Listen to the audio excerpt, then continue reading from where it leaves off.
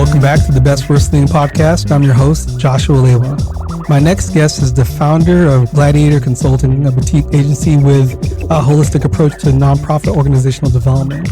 Born to parents who immigrated to the U.S. from India, Rachel brings a passion for bridging difference and celebrating what's possible with the willingness to take risks, learn, and have an abundance mindset. So I'm really excited to learn more about what you do with your organization there. As a proud St. Louisan, she holds her master's degree in public policy from the University of Missouri St. Louis, which is also my alma mater as well. And I look forward to hearing more about her story and so much more.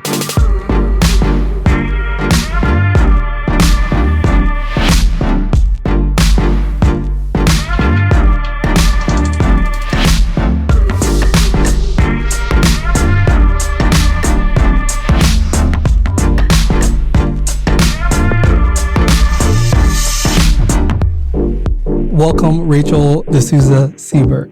Thank you. Good morning. How are you?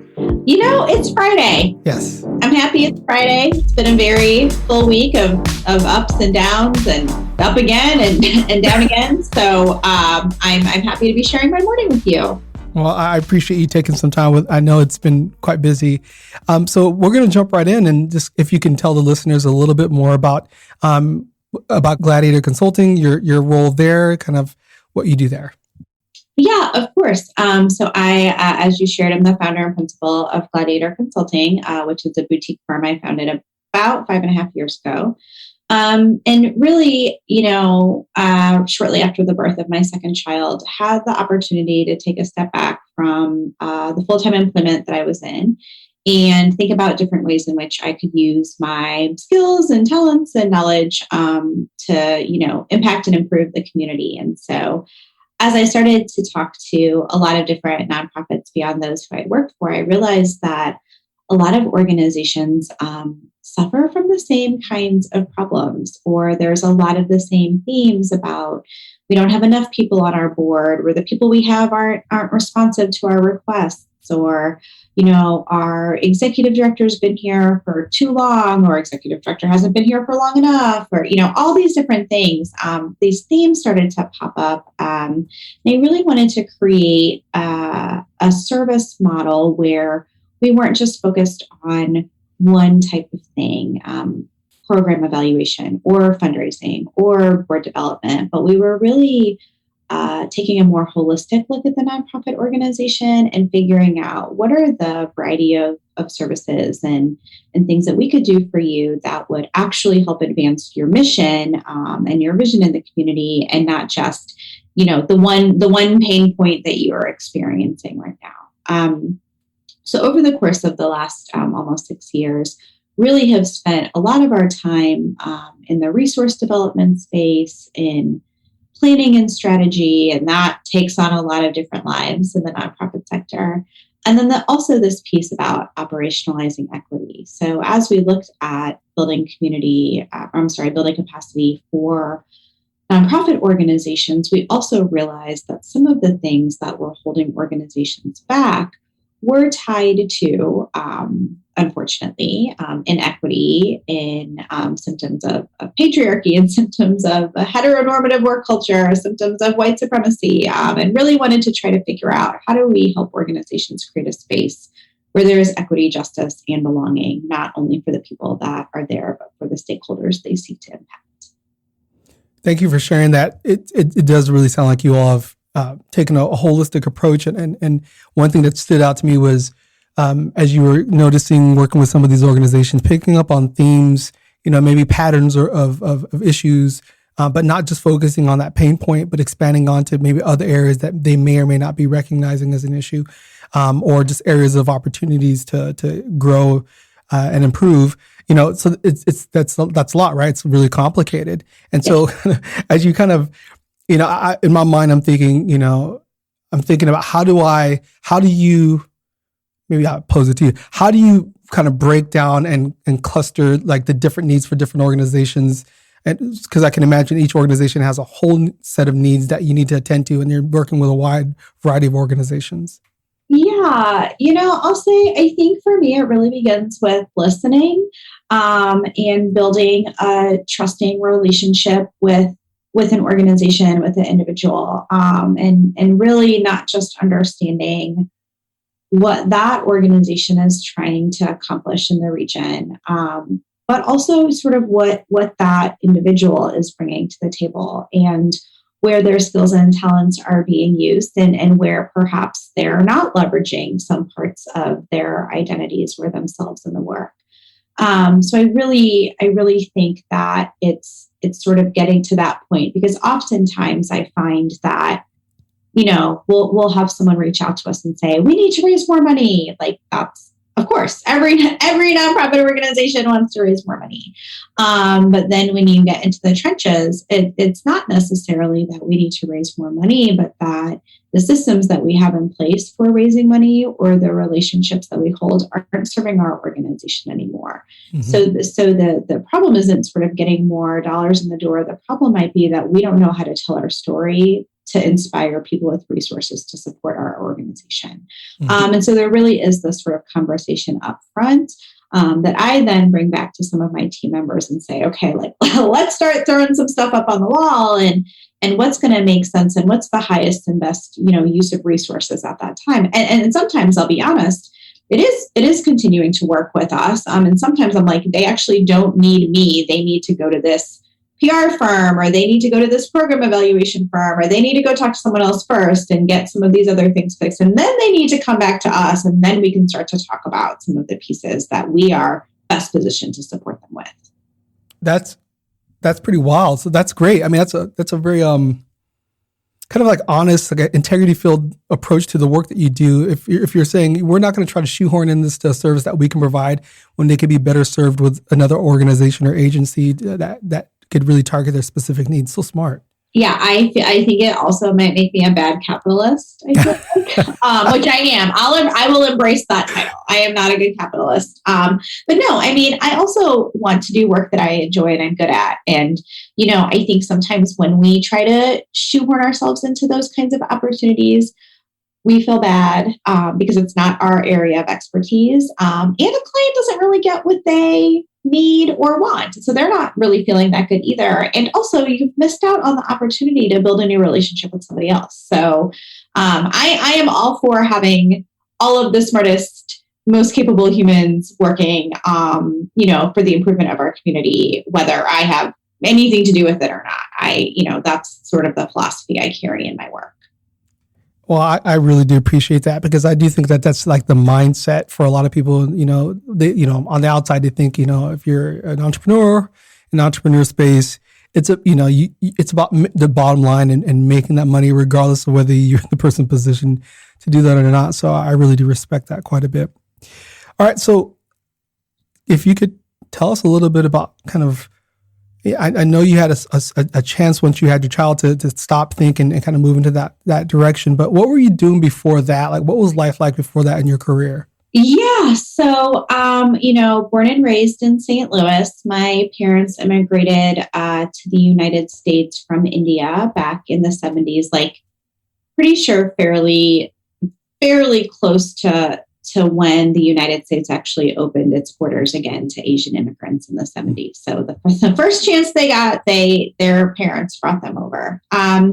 So, grew up in St. Louis, did the Catholic school thing, left for a little bit to go to university in Chicago, and then came back here to get my master's at UMSL in public policy administration. And, I thought I was going to do local government work. I was, thinking I would be a city manager. I'd be, in sort of that bureaucracy piece of local government. And then as I started to look at jobs, realized that the St. Louis region is a little complicated. We got a lot of municipalities, got a lot of bureaucracy going on, and it didn't really feel exciting or inspiring to me. And so I wound up kind of switching gears a little bit and leaning more into the other piece of my master's program, which was nonprofit management and leadership, and wound up taking a job with a local organization to sort of get my feet wet in fundraising and fund development. So I started with Habitat for Humanity here in St. Louis, and then after my son was born, wound up moving to St. Louis Language Immersion Schools to be their founding director of development. So it's a really weird transition going from, working for an internationally recognized organization that's been active across the world for decades to a smaller, local, grassroots startup organization, also a charter school, which in the St. Louis region 10 years ago, charter was a 4-letter word, and trying to figure out, how do we organize resources for something that's never existed in the St. Louis community before. So 2 very interesting and very different roles professionally before I decided to branch out and spread my wings into the consulting. Thank you for sharing that. I remember the immersion schools and a lot of shifting and changing over the years, but it was just a great opportunity for young people. So when you got into that development space, I see like that's a really important piece. How has that impacted the work that you're doing now? Yeah, there's a lot to learn for me. I really have always enjoyed being in a relationship with people, learning their stories, understanding, what makes them tick and why they're showing up in community the way that they show up. But nonprofits and philanthropy have a really interesting relationship. And when I first started, in the nonprofit sector, I didn't know a lot about the history of this work or the history of philanthropy or the social dynamics that are sort of tied up in all of this. And so it was a really interesting journey, especially in the St. Louis region, to be a non-Black woman of color in a community that sees itself as predominantly Black and white, working with people with resources, and generally in St. Louis also, we see a lot of wealth held by, white families and white-led foundations, trying to figure out sort of how to organize resources. And I would be lying if I told you it wasn't, more complex than simply, now that we have this relationship, would you consider making a gift of X, Y, and Z to such and such organization? There's a lot more nuance. There's a lot more power and influence involved there. There are pieces of scarcity mindset and silos that sort of come into how we think about, what we have control over and what we're willing to influence. So I think some of those early days in development really gave me a sense of the complexities of this work, the personal nature of what it means to share what you have with a cause or with another person. But also, I think the imperative for our community to start to think about our resources differently. If we all want to have an opportunity to thrive and to feel a sense of justice and belonging. That's a good call and a good challenge, and I'm glad that you're taking that work on. Thank you. One of the things that really stands out to me, I guess a theme that I'm pulling is relationship. Mm-hmm. And so let's start with some of your earliest relationships, if you wouldn't mind. This will be the last question before we go into a break, and then we ask the big question, is if you could tell us a little bit about, your family, and your that background. Yeah. Yeah. So like I said, my parents immigrated from India. And at the time we had a family member that was teaching at St. Louis University. So I always have sort of wondered, like, what got you from Goa, India to St. Louis, Missouri? And there was somebody here we knew, right? Go where you know people. But I feel really lucky that I have a lot of different family members in this region. When I was growing up, I was really close to my aunt, Lisa D'Souza, who actually works now for Legal Services of Eastern Missouri. She's 11 years older than me. So yes, she's an aunt, but also sometimes felt like a sister or a friend. And it was really helpful for me to see her, go to grow up and to go on to Harvard to, become a lawyer, and for her to have both accessed a degree at that institution and then realize that she had an obligation to figure out what it meant to serve those who didn't have access or who didn't have a sense of justice. And so, as a teenager, I got to watch her start out her legal career working with migrant farm workers at the Texas border, and then do some sexual harassment litigation, and now sort of land where she is. And so I think that for me, growing up with people, my mom is a nurse. I have another aunt who is a Benedictine sister out in Kansas City, to see the different ways in which service can show up in your life, that you can do something that you love and enjoy and are challenged by, but also be able to show up for your community and to be giving of yourself. Like that, I feel like was deeply rooted in my understanding of what it would mean for me to take on a career. You have some very powerful people in your life, I'm lucky. I do. And a range. It's not like they all took the same, some people are like, all my family were teachers, which is, I've had my last guest was awesome. And I'm always impressed by that. Or all my family are physicians, or all my family are, I don't know, whatever, working, in law enforcement. And yet you have you have so much diversity even within your family. Yeah. I will say both my brothers are in the finance accounting field. So the two of them, there we go. Two of them couldn't stray too far from each other. So they both went that route, the master's in accounting and the CPA and all that stuff. They're holding that down. The rest of us have sort of spread out, Okay. Now you're looking more normal. No, yeah. Your family's like the rest of ours, Rachel. Mm-hmm. Well, that's good. That's good. It's really impressive. Well, we're going to take a little break, and then we're going to get into the big question. Sounds awesome.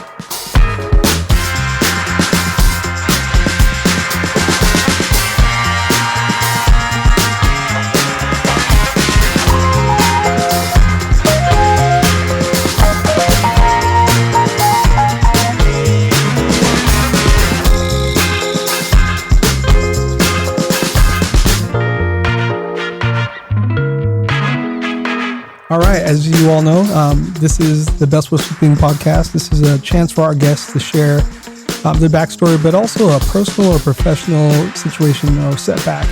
And the questions are: what happened? How did you kind of work through it? How did you kind of transition through that process? And then again, what did you learn about that? And so, Rachel, we appreciate you taking time with us today. And I'd love to know, what is your best worst thing? Yeah. So I'm going to take you back about 10 years. So when I was 28, in the spring of 2011, I was expecting my first child with my partner, Brian. Very excited. We're going to have a little boy. We're going to start our family, after being married for a couple of years, and, everything felt like it looked like it was supposed to. I don't know if that makes sense, but we had our house, and we had a dog, and we both had jobs that we enjoyed, and we had a baby on the way, and we're kind of like checking all those maybe those late 20s boxes.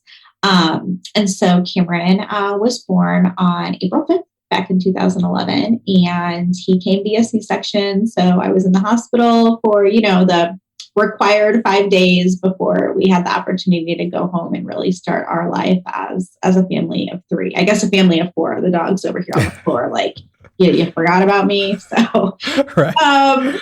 So 8 days after my son was born, was like a very normal morning. We were getting up, we were getting used to the routine, or maybe lack of routine that a newborn brings to life. And my husband, kind of looked at me and he said, "Do you care if I go to the gym this morning?" I think he was really excited to kind of get out of the house after this very busy time of our lives. So I said, "Yeah, give me a minute. I'm going to go brush my teeth and change out of my pajamas." And I went to brush my teeth, and as I was getting ready to change, all of a sudden I felt this terrible pain in my back and in my chest. And I remember for a split second thinking, "Oh my gosh, like something must have fallen on me." And I turned around, and we had a very little bathroom. There was a little linen closet, and it was really just full of towels, so nothing fell on me. And I realized that I was in so much pain that I kept holding my breath. And so I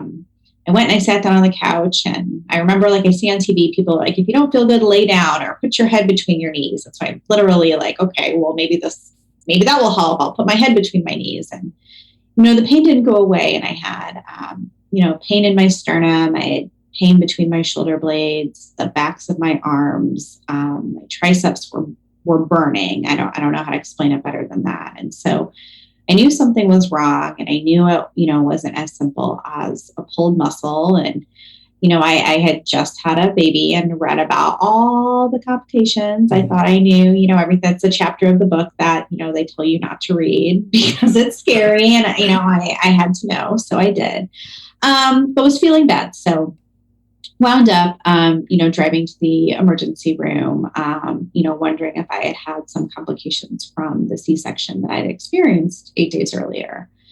So I get to the hospital, and, people are asking me a lot of questions about, am I having anxiety from being a new mom and things like that. I was like, I am having anxiety, but also, like, something is wrong. Like, I don't feel good. I'm in a lot of pain. And over the course of the next 6 hours or so, they would run a lot of tests. I would have a lot of people come in and look at me. They would give me a couple different kinds of medicine, but it wasn't until about 6 hours after the pain set in that my heart experienced an irregular rhythm that set off some of the alarms in the little emergency room area that I was in. And so it was at that point that, the folks that were monitoring me realized, okay, something's really not right here. And so then I remember this. It felt like a scene that you see on, like, an episode of Grey's Anatomy. Like, all of a sudden people are yelling, and there's wires flying, and people saying, we need to get her into the cath lab stat, and, like, all these, things. And it was a little unnerving and a little surreal, honestly. So I was taken into an emergency procedure where, doctors realized that the pain that I had been feeling was indicative of a heart attack. So over the course of about 6 or 7 hours, I had been suffering from what's called a spontaneous coronary artery dissection, or SCAD. It's called SCAD for short, where one of my cardiac arteries had dissected and torn, essentially, and a blood clot had formed. So a little bit different from the traditional heart attacks that we hear about, where people, maybe had a bad diet or had a blockage. This was the pretty scary incident that happened. So they went in, they found the tear, they fixed it. I spent a couple of days in the cardiac ICU, being monitored. And then, on that third day, they came in and they're like, well, you got your medicine, you have a healthy baby boy waiting at home for you, so go live your life.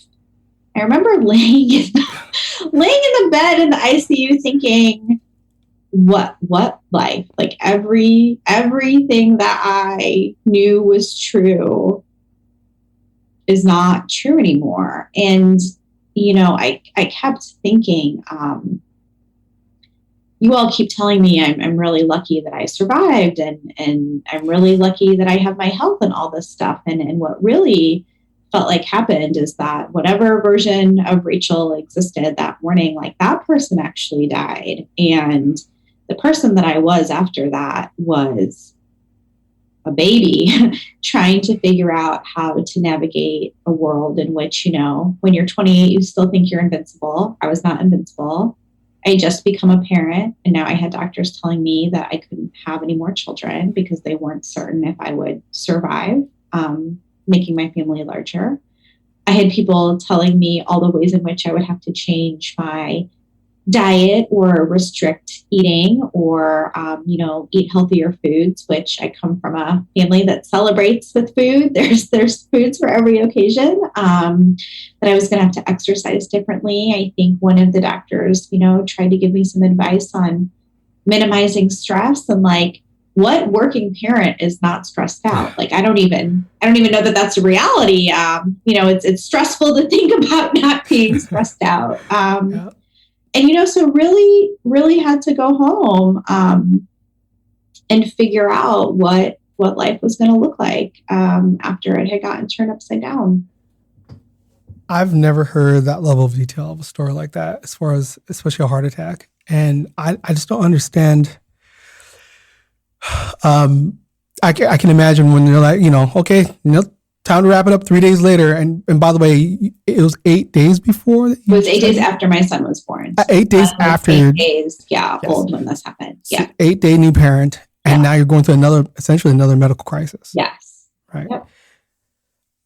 So if you wouldn't mind sharing, you shifted, you changed, right? Yeah. You were not a kid anymore. Like, if not having a kid didn't make you grow up, this made you were not invincible. Now you became really aware of a lot of things, including your mortality.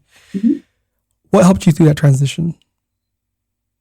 Ooh, I think there was a few things. I had a lot of friends and a lot of community who loved me and who were already excited that we had a new baby and had, done the meal train and all these things. And those people wound up stepping up and, providing care and support to our family as we, made the adjustments. But honestly, it's really hard to be a person that has survived something pretty catastrophic and try to connect that experience to people who knew you before it happened. And so I had a lot of people in my life who loved me, who, would tell me, "You're so lucky, and I'm so glad that you're still here. And, the best thing that you can do is move on." And so for a while I wanted to tell myself, like, yes, I am lucky. I am grateful. I am blessed. And I'll be honest, in those first few years, I think I kind of pushed down any trauma or anxiety or grief that I might have felt sort of and said, no, like, you survived, you're here, you're lucky, and really wanted to believe that. And so I'll leave that there for a second because we'll come back to that. But the other piece I think that was helpful for me was Google, right? So when we don't know the answer to something, we try to find more information about it. And so when I got home from the hospital, that's one of the first things that I did. And my aunt, she had also been doing some research, and she found an online community of women through this platform called Inspire, who were women living with heart disease. Within that group, there was actually a few other survivors of SCAD, of what I'd had. And so I, got connected in with that community because I really wanted to learn about other women's experiences. When I had been in the hospital, they had essentially told me the only research that we can find in medical journals is autopsies. Like, there's not any, documented research, and this was 10 years ago, about what happened to you. So we have nothing to share. And so it was really connecting with some of these other women who were young, who were healthy, who found themselves experiencing something that the world tells us we don't experience. That was really helpful. But what I'll say is that it probably took me about 5 years or so to really understand what had happened to me and to sort of be able to create space for myself. And so, after 5 years of telling myself, "You're lucky, you're blessed," I got to this point where I was like, yeah, I don't feel lucky. I don't feel blessed. I'm angry.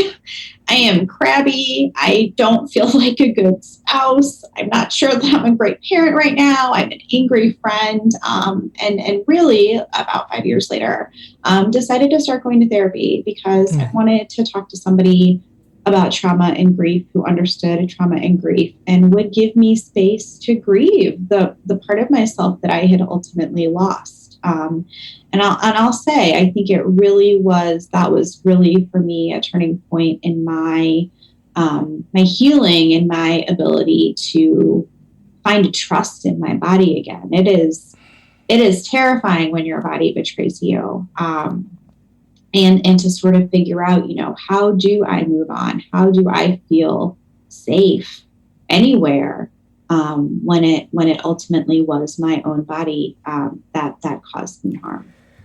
What an adjustment that would have to be. And I mean, like, I think you said it perfectly, because this is the one body you have. And when it betrays you, like, I can imagine a lot of people being frozen or being so traumatized that they're stuck. And so I can imagine that's just some significant work that would need to happen in order to transition forward. So as you look back at this experience, and now you look at your life on this side, mm-hmm. It's hard because there's a small number of you who have experienced this and survived it. Mm-hmm. And so that's a dark reality. Yeah. But there are other people who are going through things that are unique and that other people can't necessarily connect with, because there's not, there's just not a lot of people out there who are willing to talk about it. From your experiences, what advice would you give those folks in moving forward? And because I apologize because this is like the longest question ever. So bad podcasting 101 right here. I heard you earlier when you said, be positive, be grateful, you're blessed, and that to me doesn't seem to be a reasonable response to something so traumatic. So if that's not the case, what's your advice? Yeah. So I think a couple of things. I remember, I'm about to curse. I hope you get a chance to bleep this out. But I remember a few people saying to me, everything happens for a reason. And I remember thinking, what the fuck kind of reason is there for me to be 28 years old and have a baby and have a heart attack? Somebody tell me. So the one thing that I will likely never say is everything happens for a reason, because I think it's bullshit. It's awful. And there's not a reason for bad things to happen. There just isn't. And I do think things happen. And I think once they happen, we have an opportunity to decide how we're going to show up. There is an article that came out, I think in like the Oprah magazine or HuffPost or something, by a professor named Martha Beck, called The Choice You Have to Make When Things Go Wrong. And it really examines this idea that in our lives, we are all going to experience things that make us uncomfortable, that are difficult. I hope for you, listener, it's not a heart attack, because that sucked. But, we're all going to experience something. And once that happens, we have a choice to make about how we're going to live and how we're going to be. And for me, my initial choice to lean into the feelings of being blessed or lucky, it wasn't authentic. And it didn't give me space to grieve what had happened to me. And so I think the first piece I would offer is like, feel your feelings, because I was angry and anxious and scared. And when I tried to push those feelings inside and convince myself that I was lucky because I survived, those feelings have a way of coming out in a lot of different ways you wouldn't expect. And it's not healthy for you to try to avoid those kinds of things. And the other piece that I would offer is that we have an opportunity to be kind to ourselves. I keep thinking I wanted to move on. I wanted to be done with this part of my life. And when you experience that kind of fear or anxiety, or that instance of trauma, that chapter doesn't really end. It doesn't go away. It is this sort of presence that exists. And you get to decide how much room you are going to give your trauma or your experience in your life. And what I've found is that I laugh, but I literally carry my, I'm going to show you, even though our listeners can't see, but I joke around that I carry my heart on my sleeve. I got a tattoo of my heartbeat on my arm. And I remember that because some days it takes up very little space. I can get through a day or a week or a month or a project or an experience and not feel too much about it. And then there are other days where I have to let my grief take up a lot more room. And in those spaces, it's been important for me to say to my husband, hey, I'm really kind of coming at you from a dark place today. And I just want you to know that that's where my mind is at. Or I need to say to a coworker or a friend, like, can we maybe take a walk, or can we take a few minutes in between this so I can just get some air? I have to be willing to treat myself with the same kindness that I would offer to anybody else that I care about. But the idea that somehow we get over what we're feeling or we leave this thing in the past, it's been about 10 years for me, and that's not true so far for me. Well, I appreciate your honesty, and I also think those are some great pieces of advice. And if I'm going to be completely honest, which I guess I have a hard time being nothing but, right on time for me. So I really appreciate this conversation today in this moment. That it's okay to be hurting. It's okay to be wrestling with, and it's okay to not be okay. It's interesting. The whole idea behind this podcast has been about, can we learn from some of these challenging things, and how do we reframe? But I guess this is a great reminder that a reframe doesn't mean pushing things down and just hoping that things will get better, or telling yourself that things are better. It's okay to be in pain, and it's okay to struggle, and it's okay to find your way towards healing, but it's okay to feel it.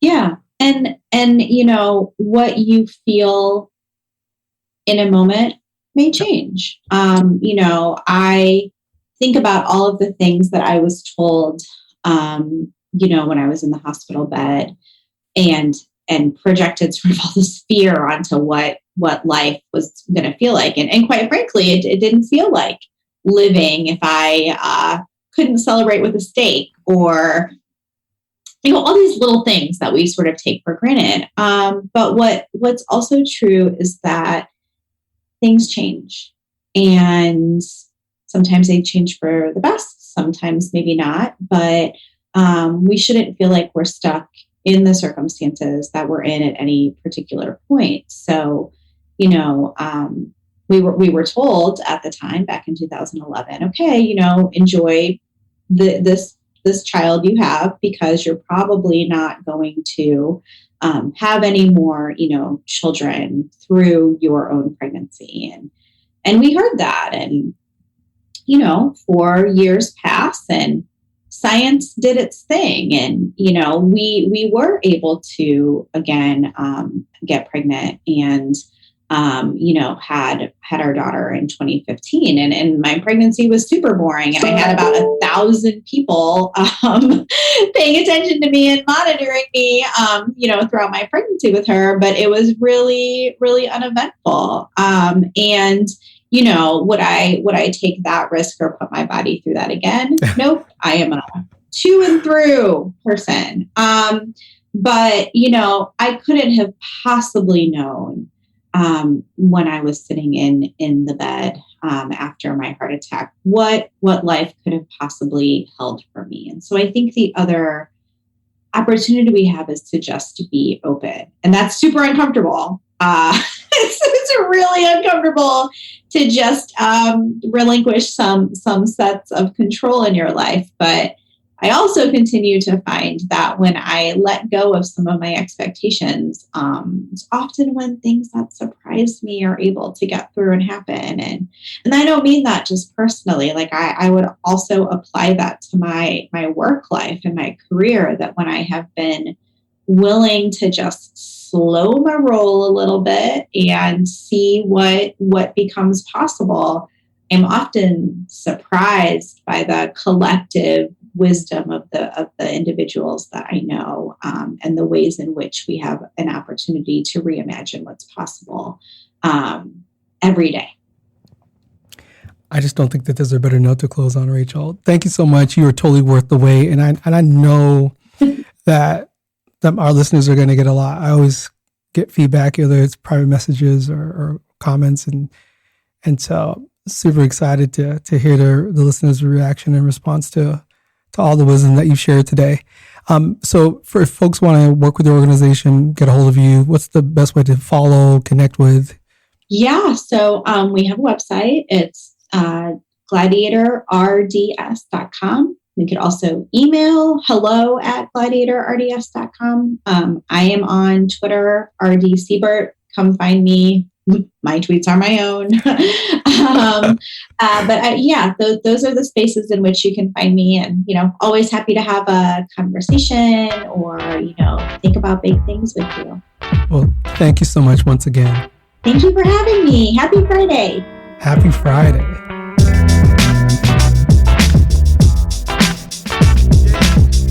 Thank you for listening to the BestWorst30 podcast. I'm your host, Josh Walewa. Music is produced by Josh One. You can follow him at Boomnote on Instagram and Twitter, and Josh One on Spotify. Our episodes are edited by Cool Jets Audio and Visual. You can follow them at Cool Jets AV on Instagram. Our marketing is designed by Francesca Daniels. You can find her at FrankandKitty24 on Instagram. And our overall design is by Inspired Design with Ryan Daniels. You can find them at getinspired.design on Instagram. Thank you for listening to the BestWorst30. Trailblazer, main face your optics. I rock this, cop this, blaze your boombox. The cool Cali kid from the boondocks. Bounce to your hood like chocolate with a crime on. Independent thing to play a beat, I get my rhyme on. So when I strut on a path to perfection, city to your borough, to your town, to your streets. Keep your party live, Josh One got beats out of nature. Grazer, Oakland, strays to Asia. Hits like Fraser, force of Fantasia. Move through your suburb, hiking in your mountain. Fast in the desert, bright.